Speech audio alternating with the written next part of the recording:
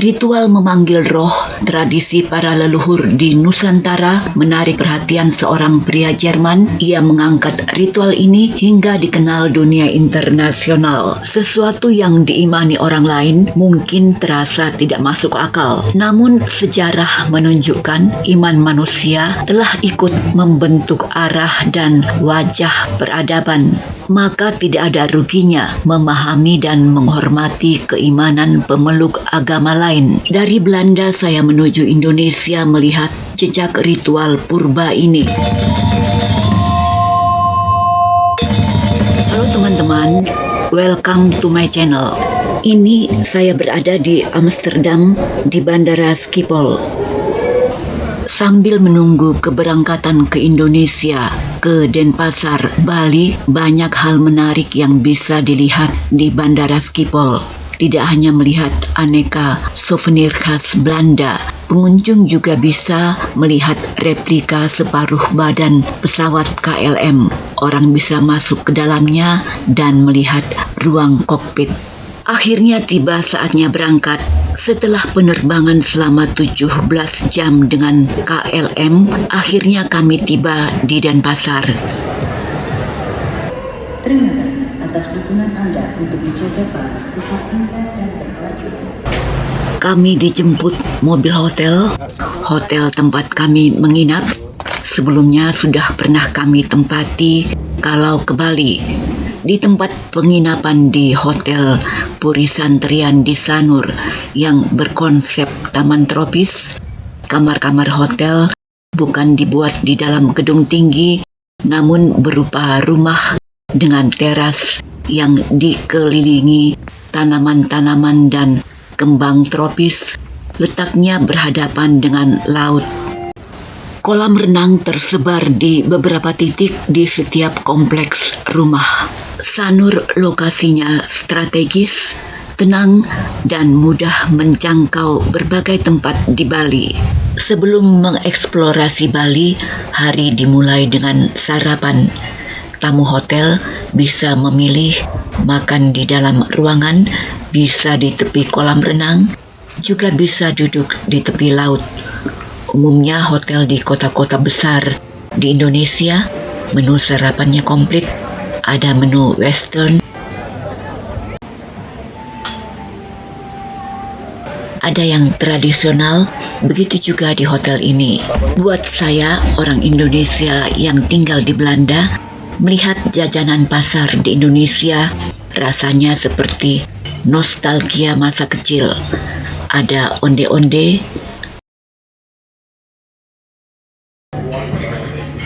kue ketuk, kue dari parutan singkong, ada kue lapis, ada kue lupis, kue berbahan tepung ketan yang dilapisi parutan kelapa dan disiram gula merah.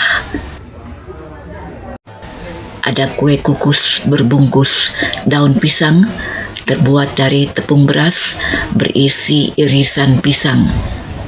Makanan tradisional yang biasanya saya bikin di Belanda, tapi tetap istimewa kalau itu dinikmati di Indonesia. Misalnya nasi kuning berbungkus daun pisang, bakso, soto ayam, nasi goreng, mie goreng. Salah satu tempat yang layak dikunjungi kalau orang ke Bali adalah Taman Budaya Garuda Wisnu Kencana atau biasa disebut GWK. Mengapa Taman GWK ini menarik? Karena di Taman GWK ada patung yang termasuk salah satu yang tertinggi di dunia, setinggi 121 meter, yang menampilkan patung Dewa Wisnu menunggang Garuda. Taman ini bukan objek wisata biasa, tapi merupakan kombinasi budaya, seni, teknologi, dan alam. Waktu terbaik untuk mengunjungi Taman GWK ini adalah pada sore hari menjelang matahari terbenam. Ada beberapa pertunjukan tari yang diadakan pada sore hari. Suasana Hindu sangat terasa di semua wilayah di Bali. satu-satunya wilayah di Indonesia yang mayoritas penduduknya beragama Hindu hanya Provinsi Bali. Ada sekitar 83% sampai 87% penduduk Bali beragama Hindu.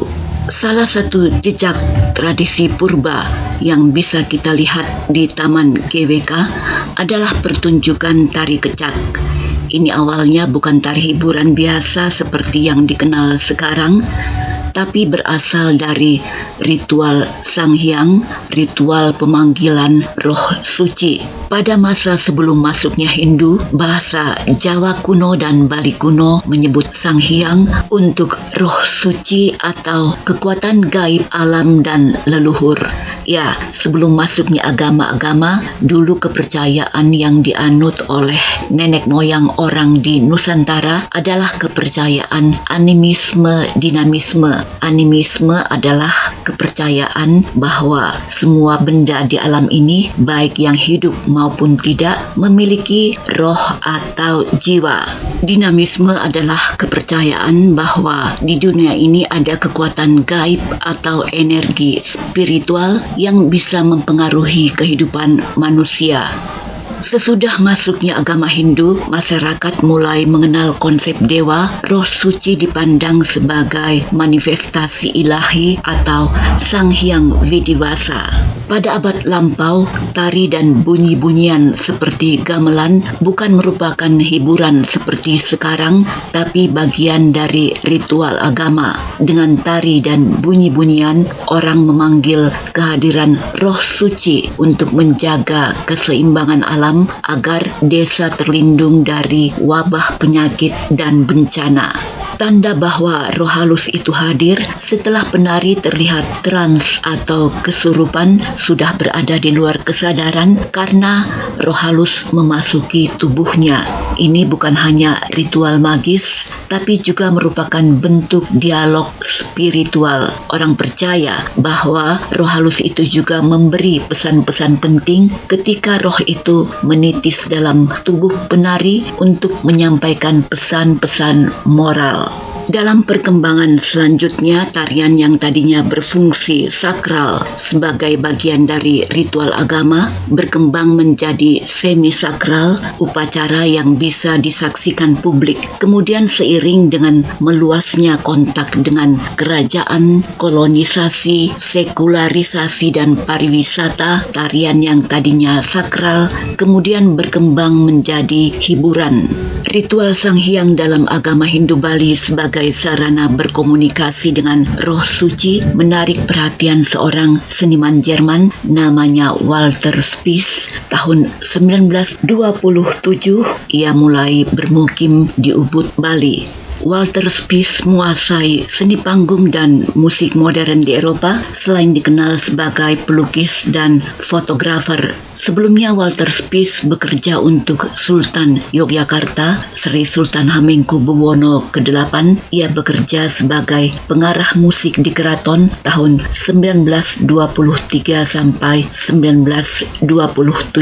Saat di Bali, Walter Spies berinteraksi dengan banyak seniman Bali. Ia terkesan dengan ritual memanggil roh dalam ritual Sanghyang Dedari yang biasa dilakukan di desa Bona dan Bedulu di Gianyar. Sebagai seniman pertunjukan, Walter Spies melihat ritual Sanghyang punya potensi artistik, dramatik untuk ditampilkan sebagai pertunjukan teatrikal. Pada ritual Sanghyang, suasana sakral dan magis dibangun melalui suara ritmis yang menggunakan tubuh dan suara manusia. Suara cak-cak-cak dibarengi suara tepukan tangan, pukulan dada atau paha. Pengulangan ritmis suara-suara manusia menciptakan efek hipnosis musikal. Suara gamelan sengaja tidak digunakan karena dianggap tidak cocok untuk ritual ini. Suara-suara ritmis penari menjadi semacam mantra yang mengiringi turunnya roh suci. Visual yang ditampilkan dalam ritual Sang Hyang secara natural sudah sangat teatrikal. Cahaya obor di keremangan malam, siluet penari wanita yang kesurupan saat roh halus menitis ke dalam tubuhnya menampilkan pemandangan simbolis dan dramatis. Sejumlah penari laki-laki duduk melingkar mengeluarkan vokal sinkron yang saling bertumpuk, cepat, keras, dan berlapis-lapis. Suara ini masuk langsung ke dimensi afektif penonton, bukan melalui makna bahasa, tapi melalui getaran suara dan ritme tubuh. Sebagai seniman, Walter Spies melihat ritual Sang Hyang menyimpan pesona teatrikal yang luar biasa. Maka Walter Spies berkolaborasi dengan seniman Wayan Limbak untuk mengadopsi ritual Sang Hyang ke dalam bentuk tari yang disebut tari kecak Ramayana. Jika ritual Sang Hyang adalah memanggilan roh suci yang ditampilkan tanpa kisah, maka tari kecak dikreasi dengan menampilkan kisah Ramayana. Tari kecak tetap mempertahankan keasliannya, yaitu tanpa menggunakan gamelan. Peran Wayan Limbak adalah memimpin dan melatih para penari lokal dan menyusun koreografi serta narasi berdasarkan tradisi Bali, sementara Spies memberi konsep dramaturgi, pencahayaan, dan struktur pertunjukan yang bisa dipahami oleh penonton barat. Tari kecak kemudian dikenal sebagai kombinasi antara spiritualitas lokal Bali dan estetika modern global. Tahun 1930-an, tari kecak mulai terkenal bahkan menjadi rombongan tari Bali pertama yang pentas sampai ke luar negeri, yaitu pentas di Den Haag, Amsterdam, di Jerman, di Berlin dan Munich, dan Perancis. Di Perancis, tari kecak disebut nyanyian magis dari Bali. Tari kecak bukan tari hiburan biasa, tapi seni yang dihormati oleh masyarakat Bali sebagai seni yang lahir dari ritual suci. Oleh karena itu, sebelum pertunjukan dimulai, panggung tempat menari diperciki air suci.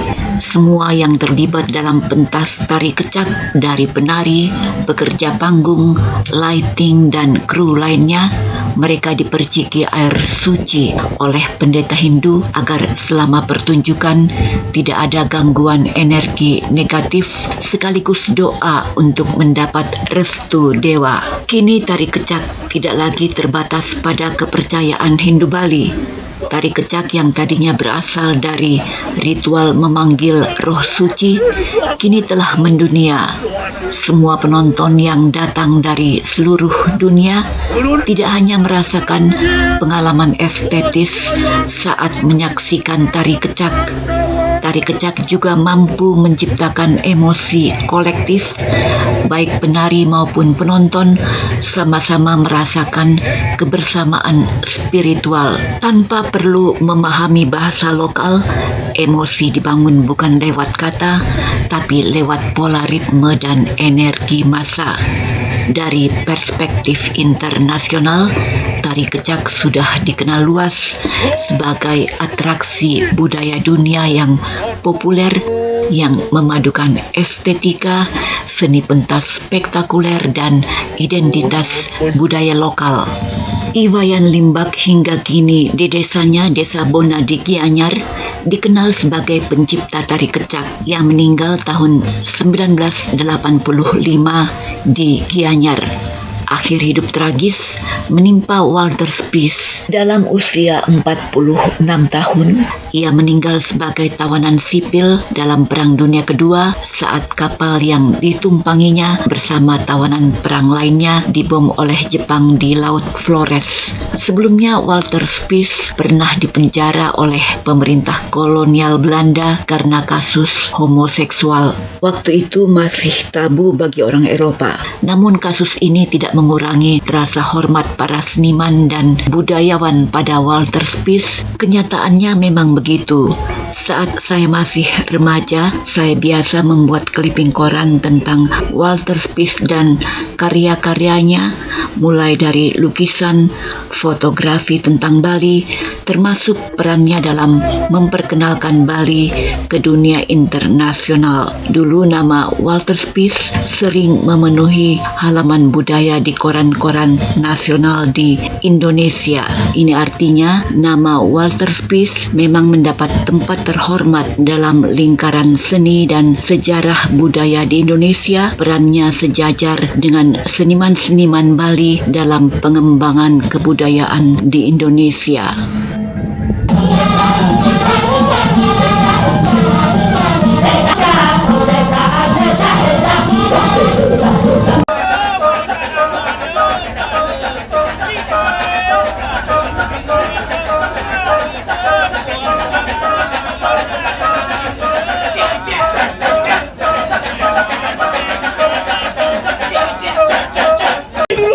Paduka Batara, jika demikian sabda dari Paduka, Oma Sang Garuda bersumpah, akan setia mengabdi kepada Paduka Batara. Jika demikian ucapan, akan aku pegang sumpahku wahai Garuda. Terimalah tirta amarta ini.